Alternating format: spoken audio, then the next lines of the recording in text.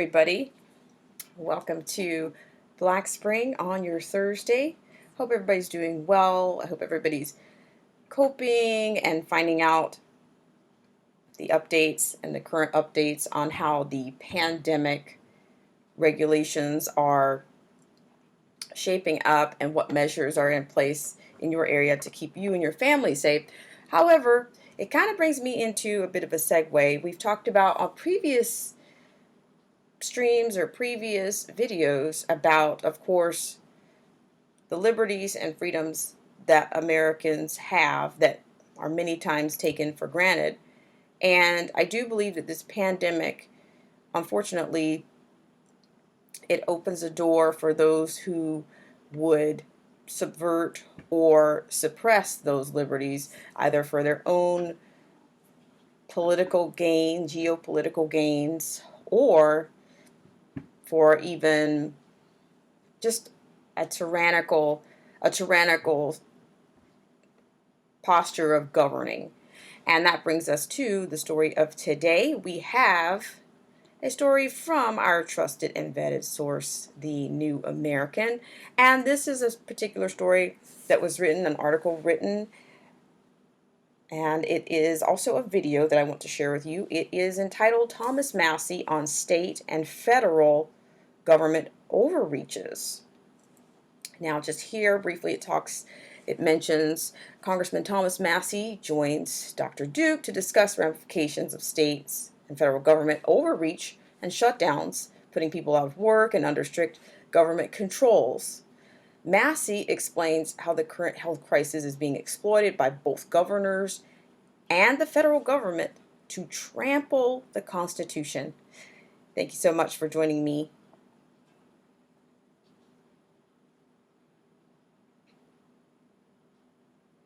I'm Dr. Duke, and joined today by Congressman Thomas Massie from Kentucky. Congressman, great to see you again. Great to be on your show again. Great times in Washington and the rest of the country. I want to talk to you about what's going on with government, and one of the questions that a lot of my friends have, a lot of people have, even people I know who aren't political, are asking me the following question. Does the government have the right to just do all this? Can they just say a thing and have it happen?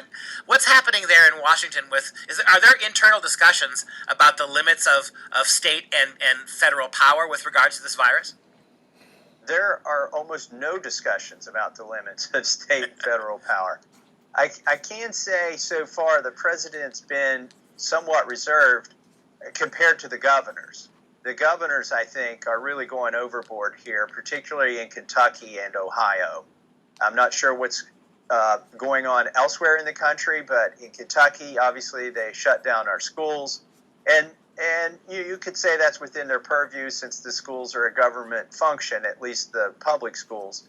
But they also just shut down all of the restaurants. You can't dine in now at a restaurant in Kentucky. They're shutting down more and more things every day and putting people out of jobs. And so when you make a recommendation, so the president and his advisors have made recommendations, I think that's fine to do. What they're actually doing when the CDC issues a recommendation is they're setting a standard or a threshold that may be later used in litigation.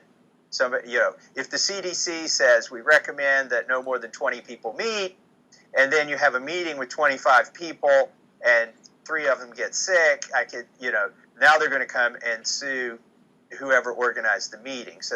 But that's not onerous to me. What's onerous to me are the governors just going in and saying you can't run your business. Now, here in Kentucky, we also may have been the first state to have this situation. They posted a sheriff's deputy outside of a guy's house to force a quarantine. The words self-quarantine have been used rather euphemistically and maybe accurately until now. But what happens if you don't self-quarantine? Well, it turns out in Kentucky, I guess they send the sheriff to your house. Now, I don't know what they would do if that guy walks out of his house and tries to get in his car. Are they going to shoot him? I mean, that sounds like something that was happening in China that we were appalled by. And here, just a couple months later, all of those appalling videos that we saw in China, now people are conditioned and ready to accept that, I'm afraid. I love your point about CYA, right? A lot of this is being done so somebody doesn't get sued to death, right? That makes a lot of sense. I get that. But was in Ohio, right across the border from you guys, that a judge actually said that the state of Ohio had to go through with its primaries, and the governor said, "No, we don't," and just ignored. I thought that we all respected judges, right? But the governor of Ohio said, "No, no, no. We're going to ignore the judge's ruling. And we're going to go ahead and have the primary. We're going to postpone the primary anyway." Yeah, and that was within 24 hours of their primary that whole kerfluffle went down. So the governor basically forced the hand. I think he sent out emails and messages. Now here in Kentucky, they just delayed my own primary. Was up for election on May 19th. They postponed the primary to June 23rd, and so maybe somebody's got a crystal ball that says we're going to be in better shape on June 23rd than we are May 19th. If they do, I would like to see into that crystal ball. And if they don't have a crystal ball, show me the epidemiological study that you are using to make that decision. Because what I'm afraid of is there are a lot of people not really making decisions. They're just reacting right now. When they see something happen in one state, then another governor does the same thing in the next state. It's somewhat ridiculous. And the big problem that I have is if you're shutting down schools, if you're shutting down businesses, if you're shutting down elections over, let's say, 50 deaths nationwide, what is the trigger to turn everything back on again? Do we have to get under 50 deaths a month, and then we turn it all back on, and then do we turn it all back off if we get back up to that number again, which seems probable if you stop all of the measures that have been put into place, the numbers could go back up again. There just doesn't seem to be a rational plan here. On the federal level, right? I mean, in order to be able to enact some of these sweeping decrees, do they need does it have to go be voted on in the Congress? The Senate has to approve it. The president then has to act, or does the president have a lot of executive order play around time to be able to make some of this stuff happen? As you sit in the Congress every day, how much of what's happening today at the federal level would you say is happening along constitutional principles versus not? Oh, that's a good question. Like I said, I think most of the trampling of the Constitution is now being done by the governors. Okay, but at the federal level, the one thing that they've conceded that they need congressional authority to do is spend money. So at least, well, obviously they don't need our authority to print money. They're doing that with, wanting, abandonment over at the Treasury and the Federal Reserve. And they're doing ridiculous things there without consulting Congress. I have a bill to audit the Fed. I'd love to audit the Fed after this is all done and see what their decisions were based on. But we probably will never get to see that. But at least they've conceded they need our authority to spend money. But here's the problem: most of my colleagues are just ready to rubber stamp any spending bill. They're afraid of going back home and being blamed for this virus. You put any number in front of them, $100 billion, $1 trillion, $3 trillion, they're going to vote for it. My question would be, how much money would have to be in the bill before you wouldn't vote for it? And I don't think my colleagues have thought of that. Apparently at the Senate level, there's no amount, because Mitch McConnell came out, was it yesterday, and said we need to, in the Senate, gag on this bill, but vote for it. That was his quote, right? And I think he was talking about not just the expense of it all, but all the add-ons. That's, I guess, my next question for you. I mean, what is this for? I mean, it's not new. It's just when you have something of this kind of national interest, you see it more. But attaching all of this pork to bills to try to deal with coronavirus. I mean, Nancy Pelosi for a while was trying to ram through free federal abortions on the basis of this kind of stuff too. I'm going to ask you this next question. Don't laugh out loud. Is there no shame? What is shame in D.C.? There is no shame. The provisions they have in some of these bills are Democrat wish list items. So, for instance, forcing companies to give paid leave to their employees, that's supposed to expire on December 31st of this year, according to the bill that's passed in the House. And we all pretty much, I don't want to say we know, but I'm worried that when you get there, that's just going to become another thing like the Patriot Act that gets reauthorized every 3 to 5 years. Maybe they'll just make it permanent law after they get annoyed with reauthorizing it. But a lot of these things they're doing right now, if you do them for coronavirus, why wouldn't you do them for the flu? Why wouldn't you do them for, a hurricane? All of these things, I'm afraid, are going to become permanent. Yeah, and that was going to be my final question for you. What can be done about that? I mean, it seems like when you start making these concessions, you start in the name of emergency or national health care or world pandemic, you start bending the rules, you start extending things, unusual circumstances you're forcing, in this case on employers, for instance. At what point can you scale that back? I mean, it was never really formally approved to be forever. And as you said, you keep extending it by vote, by vote, by vote. Sooner or later, everybody thinks it's law anyway. Oh, yeah, and they're going to expect it. They're going to say you took it away from me if you don't reauthorize it. I'm not as worried about the spending, the reckless spending. I mean, it pains me to say this, that I'm not as worried about the reckless spending as I am about the reckless trampling of constitutional rights. Because you're actually conditioning our entire population to embrace a paternalistic government that can give or take any right away from you depending on if there's a crisis or not. And once you're conditioned to that, you'll let the government do anything. We got about 40 seconds left. Is there any one thing out there that if you could just make it happen that the government's not doing, whether at the state or federal level, that you think would be useful or helpful? What would that thing be? Let the private enterprise come up with a $5 test so that you can buy it now 12 at a time on Amazon, and people could test themselves and then decide what level of risk to incur and exposure, whether to go to work or not. But right now, everything has to go through the government. Don't abandon the free market because you think that communism or some totalitarian dictatorship form of government will save us in a crisis. No, embrace the free market, get rid of the regulations, and let the private sector solve this.